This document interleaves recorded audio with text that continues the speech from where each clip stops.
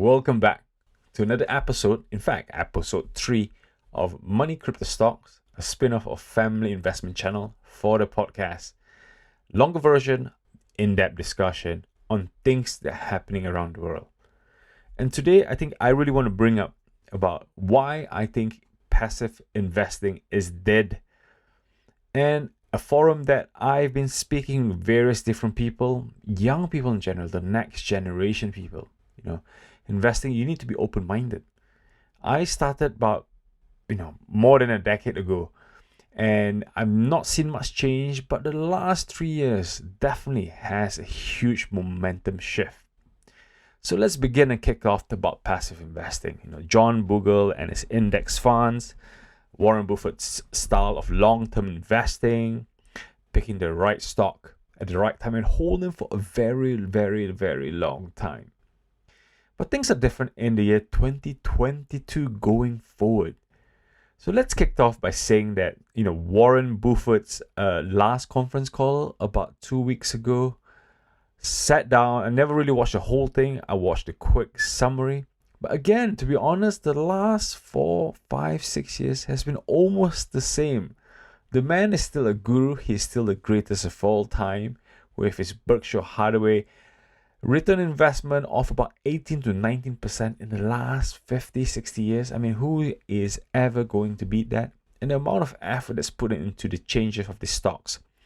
Very, very passive, not huge change. When he buys big, he goes big. And guess what? He's got a lot of capital anyway.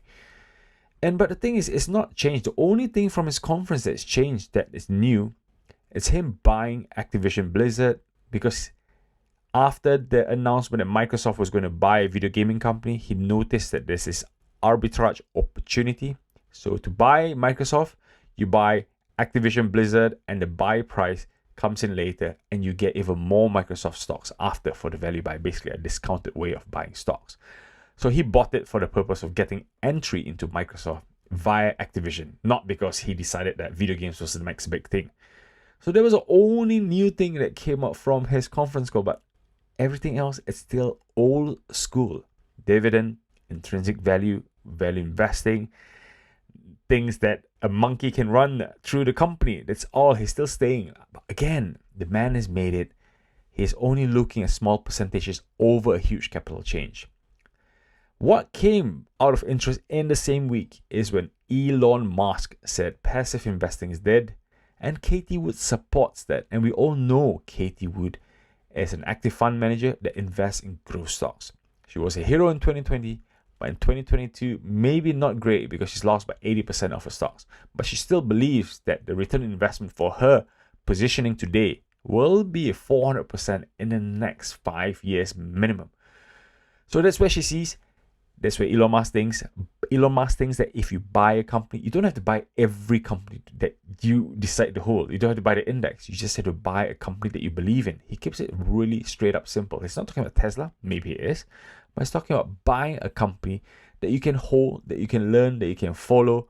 And when it comes to growth sprout, it happens. When it breaks all-time high, when this company gets bigger and bigger, it happens. And you will grow with the company. You will grow your wealth as supporting the company. That's what Elon Musk says. It ties into what Katie Wood says. So where I'm standing as an investor, I studied the basic fundamentals. I took step by step experimenting with passive investing, and I still agree that index will beat many stock pickers. Look, if you go to eToro, if you buy an index after COVID, maybe late 2021 until now, you will see that passive index fund will outbeat stock pickers. Simple as that. But then again, is this correct? I'm not going to just staple myself down saying passive investing, just buy index, that's it. But then you got ETFs, you got cryptos, there's a whole host of other new stuff. So I think the new world order, the new younger generations, I'm not talking about the 18-year-olds or 19, I'm talking about young people, the next baby boomers replacement, folks from 18 all the way to 45, 50. I think they want to change. They want fast money. Okay, they want fast money, fast profit, because it's called life-changing money. Things that can replace and stop you paying mortgages. You can dictate where you live. You don't have to tie yourself down to a job. People still want to work, but they don't want to be enslaved to a 9-to-5 job. They can feel the opportunity of freedom. Whenever they work, they want to contribute. They want to be productive. So the new order wants fast money, rapid expansion, technology growth. They want quick profit. They want quick turnaround. They loyalty. 1-2 years, if you're not making money, they will leave. That's what fast changing money. But then if you talk to an old school people, you'll be thinking, wait a minute, Alex, this is not fast changing money. This is gambling. Gambling. This is gambling. You're going to the casino. You're going on the roulette table. But then on the other side, is it gambling? But they're taking high risk, but educational high risk. They know the entry, they're timing the entry, and they're timing the exit of what they want to take as profit. So it's really hit and run, but hit and run at the right time. Educational. I'm not teaching people what's right or wrong, but folks have proven time over time and it works. And some of these people, they've gone in, hit and run, has made life-changing money, quit the job and do things they like. They are out of the rat race. So all these orders of rat race in the retirement funds, folks are bending the rules now. So that's where I am today to discuss in this podcast. Okay, so personally, this is impacting me as well. Okay, passive investing, Alex, you've been here for a long time.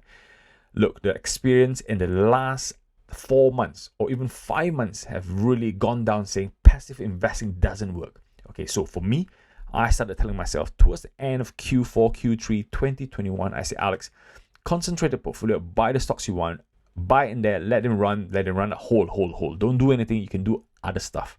That's what I've been doing. And guess what? January came and the market crashed. The market crash came tumbling down.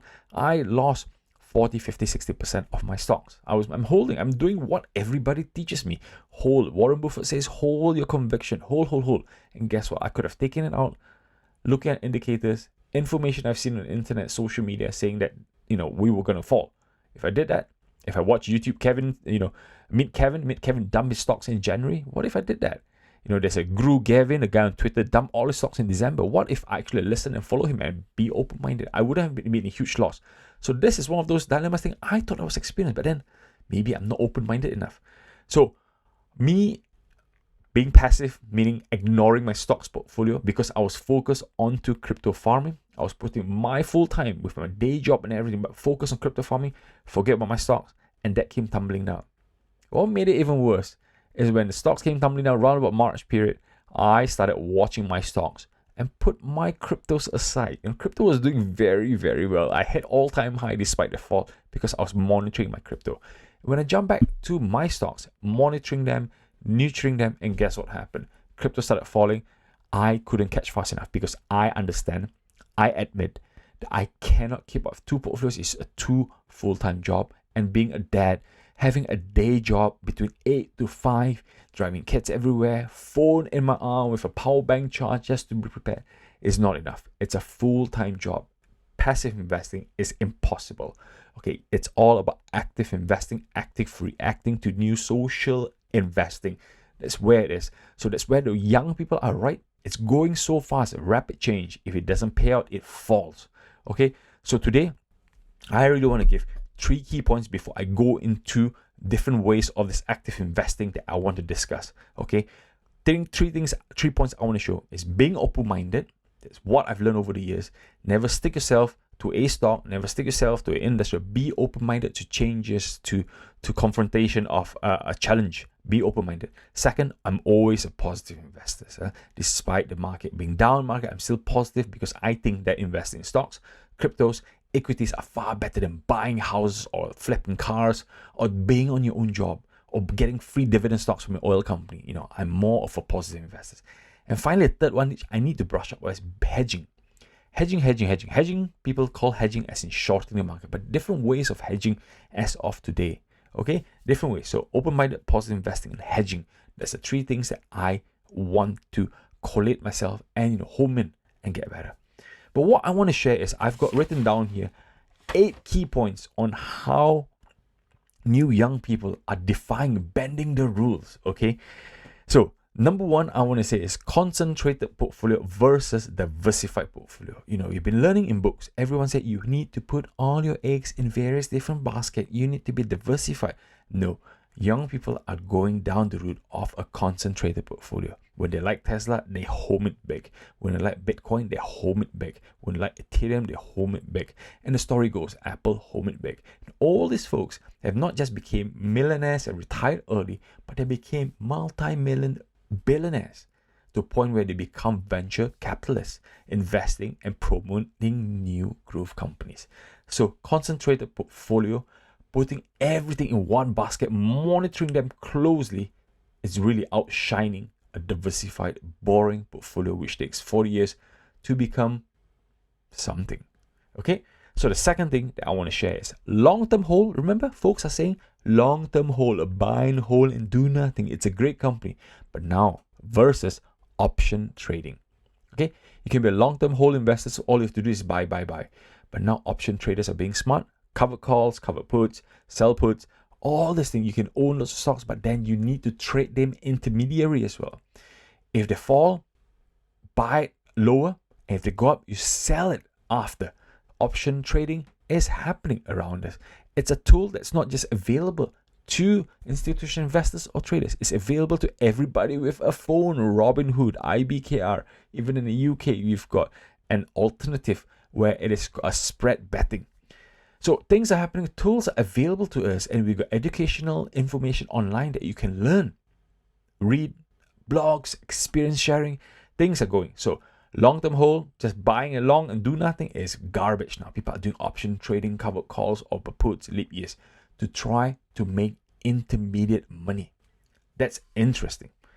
And the third one I want to share is really, when you want to hedge market, when the market is falling, the bear market, what do? You normally short the index. Okay, people hedge by shorting the index, Nasdaq, Dow Jones, the Japanese index, Nikkei. But now people are leveraging shorting ETF. So people are picking now. If they think that the pharmaceutical company is falling, they're shorting the pharmaceutical ETF. And guess what? They leverage short as well. They're not going to give you 1x. They're going to go 2, 3, 5x. Short it on a short-term basis. High volatility. Dang, take your money and then rebuy other stuff. They can short semiconductor. They can short EVs. They can be selective on the technology they want to short. On the basic news, fundamentals, what's happening, they go pick the ETF and then they short on leverage. This is changing. Young people are going in with low capital, short it on high leverage, and then making the gains, take it out, hit and run, and go. So all this shorting the index, trying to hedge 100% of your existing portfolio with the same amount of capital, it doesn't work anymore. People are moving on and changing. Okay. And the fourth one I want to share that young people are deploying is really, instead of bank loans, you go and raise capital to buy a specific stock. So people are using collateral loans now. Because with the increase in digital assets, digital cryptocurrencies, NFT, people are going collateral loans. The collateral, what they have, and take a 50% loan and then buy and invest in other cryptos or stocks or business.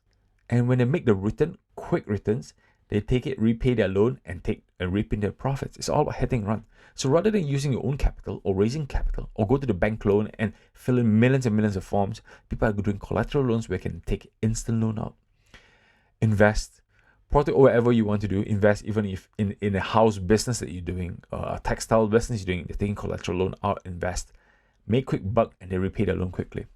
That's what's happening in the world. Young people are really changing the world. Okay. And now, point number 5, remember about dividend stocks. Remember about, crypto staking. Now it's changing. People are crypto farming. Crypto farming with APRs that pays you yield on an hourly, daily basis. Some pays up to 1%. The risk is high, but people are willing to put in high capital, take 1, 2, 3, 4, 5% over the week, and then take it out and then go elsewhere. Crypto farming is one of those. You go to a fertile land, you invest on a token, you provide liquidity pooling, you provide anything just to help the community go. Well, guess what? You have no obligation to stay. There's no contract saying, oh, you have to stay for 50 million days. No, they go in, they hit, they make the profit, they run, they go elsewhere.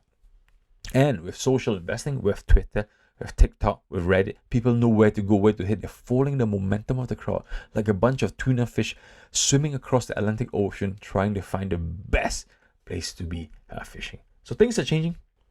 Staking versus farming. Okay, now I want to go to point number 6. Remember the days where people teach dollar cost average, buy the same stocks every month. Your salary comes in, buy the stock. But now it's changing. People are buying leap calls. Okay, with low capital amount, they're buying 100 shares with leap calls with a fixated capital, and they wait over yearly leap calls or 2, 3, 4 yearly leap calls, and expecting if the company, let's say company X, I believe company X in 4 years time will be 5, 6 folds, but I want to buy lots of the stock, I don't have the capital, so I buy leap calls on option trading, and hopefully in 4 years I hit the strike price target. And if it goes up at that rate, that fast, what if the company goes 5x in the next 18 months? You can actually take your gains, reap your profits, and that's what a lot of people are doing with very, very low capital. If they lose 10, 20, 30,000, but the gains upside is almost infinite depending on how much the company can make. And that's crazy. Young people are doing this on their phones, on their laptops. They don't have to go to the bank and ask for advice. They go to Reddit and ask someone else's advice. They've got calculators online. They can calculate the possibility of the outcome. Again, things are moving so quickly. And next, number 7, one of my favorite, what I do as well myself, is really swing trading versus being a holder. Okay, like again, long-term holding and hold. I mean, I like some stock, nvidia, I like Tesla, I like some of the stocks, dollar cost average, buy. But again, stocks do not just go up in a straight line, especially growth stocks. They are very volatile. They go up, they come down, they go up, come down. Let's say you hold a stocks that's been up and down for the last 2 years, but it's still holding that ground. You invested $10,000 or $100,000, and goes after 10 years, there's no dividend paid, you're still holding that 10,000, or if it grows by 20%. It's wrong.